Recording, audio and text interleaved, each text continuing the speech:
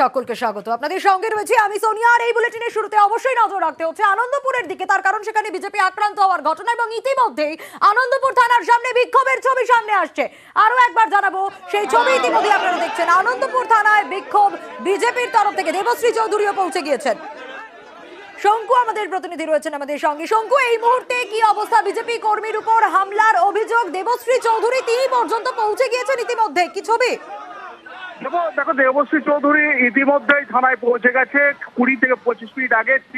যিনি আহত হয়েছিলেন মহিলা সরস্বতী সরকার, তাকে সঙ্গে নিয়ে থানায় আসেন এবং থানায় আসার পর তিনি প্রথমে যখন থানার ওসির সঙ্গে দেখা করতে যায়, থানা থেকেই জানানো হয় যে ওসি এই মুহূর্তে থানায় নেই, তিনি রেস্টে রয়েছেন। অর্থাৎ তারপরই তিনি কিন্তু থানায় সবার সঙ্গে কথা বলেন এবং ওই যে অভিযোগ হয়েছিল গতকালের রাতের ঘটনায়, সে ফাঁসি করে কেউ গ্রেফতার হয়েছে কিনা তা নিয়ে যখন তিনি জিজ্ঞাসা করেন, তখন কিন্তু থানার তরফ থেকে সেরকম জানানো হয় যে বলা হয়েছে যে বড়বাবু আসলে সমস্ত দেখা হবে। তারপরই দেবশ্রী চৌধুরী তিনি কিন্তু থানার যে মূল গেট রয়েছে সেই গেটটা আগলে তার কর্মী সমর্থক নিয়ে সেখানে বসে পড়েছেন। সেখানে কিন্তু ইতিমধ্যে বাইরের থেকে কেউ ভেতরে যেতে পারছেন না কিংবা ভেতর থেকে কেউ বাইরে আসতে পারছেন না। রীতিমতো কিন্তু এখানে দেবশ্রী চৌধুরী তিনি চাইছেন যারা অভিযুক্ত, যাদের নামে অভিযোগ হয়েছে, তাদের বিরুদ্ধে আইনি ব্যবস্থা নিতে হবে এবং তার জন্য যে অভিযোগ এই যে পরিস্থিতি তৈরি হলো, সূত্রপাতটা কোথায় আরো একবার একটু জানতে চাইবো তোমার কাছ থেকে। ঠিক কখন এই ঘটনার সূত্রপাত, কিভাবে ঘটলো এই গোটা বিষয়? দেখো, সরস্বতী সরকারের অভিযোগ অনুযায়ী যতটুকু আমরা জেনেছি, তিনি যেটা জানিয়েছিলেন কালকে সন্ধ্যাবেলা থেকে তিনি আনন্দপুর থানার বিভিন্ন জায়গাতে দেবশ্রী চৌধুরীর সমর্থনে তিনি ফ্ল্যাগ থেকে আরম্ভ করে হোর্ডিং থেকে আরম্ভ করে সেগুলো লাগাচ্ছিল। সেগুলো লাগাতে অনেকটা রাত হয়ে যায়। যেহেতু তুমি বুঝতেই পারছো, কিন্তু যেটা বলছিলেন যে গরমকালে দিনের বেলা কিন্তু ফ্ল্যাগগুলো লাগানো যাচ্ছে না, এতটাই গরম। তার জন্য সন্ধ্যার পর থেকে তারা শুরু করেছিল।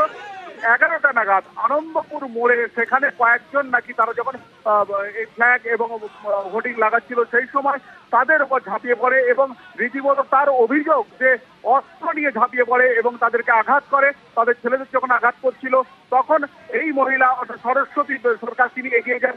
তিনি যখন এগিয়ে যান তাকে রীতিমতো বেশ কয়েকজন নাকি অস্ত্র অর্থাৎ ধারালো অস্ত্র দিয়ে তাকে আক্রমণ করে এবং আমরা ছবিতে দেখেছিলাম রক্তাক্ত অবস্থায় তিনি চিৎকার করছেন। তো অর্থাৎ তিনি দাবি করছিলেন সেই সমস্ত লোকেরা এবং তার অভিযোগ স্থানীয় তৃণমূলের দিকে এবং সেই তৃণমূলের বিরুদ্ধেই তিনি কিন্তু অভিযোগ করছেন। এখনো পর্যন্ত সেই অভিযোগের কোনো কিছু সুরাহা হয়নি বলে দাবি করছেন দেবশ্রী চৌধুরী। বেশ শঙ্কু, একটু সঙ্গে থাকো। এই আক্রান্ত বিজেপি নেত্রী সরস্বতী সরকার তিনি ঠিক কি বলেছেন শোনাবো। পুরো এই সাইডটা আমার, পুরো এই সাইডটাতেই এইভাবে করে পেটানো হয়, সব খুলে গেছে। এটা ছিল বন্দুকের বাট, আর আমার মাথায় যে কোপটা হয়েছে, হ্যাঁ, আর আমার হাতে মাথায় যেটা আছে ওটা চপারের আছে। কাউন্সিলর সুশান্ত ঘোষের ডান হাত, এর নাম হচ্ছে নারায়ণ রঞ্জিত আর গোপাল মালিক। এই যে এর সঙ্গে যে টিম ছিল আরো 6-7 জন আছে, আর ওরা 10 থেকে 15 জন ছিল ওখানে। এরা শুধু আমাকে অ্যাটাক নয়, আমার প্রতিটা কার্যকর্তাকে অ্যাটাক করছে। আজকে যে বেরিয়ে কোনো আর এই ঘটনার পর কিন্তু দেবশ্রী চৌধুরী পৌঁছে যান এই নেত্রীর বাড়িতে এবং সেখান থেকে আনন্দপুর থানার সামনে দেবশ্রী চৌধুরী তিনি কি বলেছেন শোনাবো।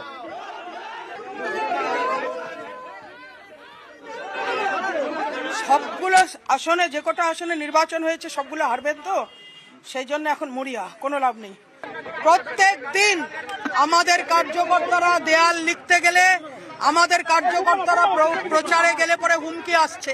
মন্ডল সভাপতি, তার মাথা ফাটিয়ে দেওয়া হয়েছে নির্মম ভাবে। যার বিরুদ্ধে অভিযোগ, যিনি এলাকায় লাগাতার অন্যায় করছেন, তিনি অধরা। উনি কি ভাবছেন শেখ শাহজাহানের মতন আশ্রয় দিয়ে? দেবশ্রী চৌধুরীর বক্তব্য আপনাদের শোনালাম। এরই পাশাপাশি আবারও আমাদের প্রতিনিধি শঙ্কুর কাছে ফেরার চেষ্টা করি। শঙ্কু, এই মুহূর্তের অবস্থাটা একটু জানতে চাইবো। এখনো পর্যন্ত বিক্ষোভ চলছে? হ্যাঁ, দেখো, এখনো পর্যন্ত কিন্তু দেবশ্রী চৌধুরী সহ এই সরস্বতী সরকার তাকে নিয়ে বসিয়ে তার অন্যান্য অনুগামীদের নিয়ে বসিয়ে কিন্তু একবারে গেটটা আটকে রেখেছেন। তুমি দেখতেই পাচ্ছ যে এখনো পর্যন্ত কিন্তু তারা গেটে বসে রয়েছেন এবং তাদের একটাই দাবি, যতক্ষণ পর্যন্ত অভিযুক্ত যারা রয়েছে, যাদের বিরুদ্ধে অভিযোগ করা হয়েছে, তাদের যতক্ষণ পর্যন্ত না ধরা হচ্ছে, তাদের মধ্যে আইনানুগ ব্যবস্থা না নেওয়া হচ্ছে, ততক্ষণ পর্যন্ত তারা এখানে বসে থাকবেন। উপরন্তু থানার যিনি আধিকারিক রয়েছেন তিনি এখনো পর্যন্ত কিন্তু থানায় নেই। তারা দেখা করতে চাইছেন। অর্থাৎ যে তাদের অভিযোগ যে যেভাবে ভোট আসার আগেই ভোট পূর্ববর্তী যেরকম হিংসা ছড়ানো শুরু হয়েছে, সেই হিংসা যাতে বন্ধ হয় এবং হিংসার অভিযোগ যাদের বিরুদ্ধে আছে তাদের বিরুদ্ধে যাতে ব্যবস্থা নেওয়া হয়, তার জন্য কিন্তু তারা এখানে বসে রয়েছেন। কিন্তু সোনিয়া, তোমাকে একটু জানিয়ে রাখি যে অপরপক্ষ যারা রয়েছেন, অর্থাৎ আমাদের সুশান্ত ঘোষ জানিয়েছিলেন, অর্থাৎ স্থানীয় কাউন্সিলর, তিনি জানিয়েছিলেন যে এখানে কোনো একটা বস্তি তাদের সঙ্গে এই গন্ডগোল ঘটেছিল, তারাও নাকি একটা অভিযোগ দায়ের করেছে। অর্থাৎ অভিযোগ পাল্টা অভিযোগের একটা সূত্র রয়েছে এখানে। তবুও কিন্তু দেবশ্রী চৌধুরী তিনি এখানে এখনো পর্যন্ত গেট আগলে বসে রয়েছে।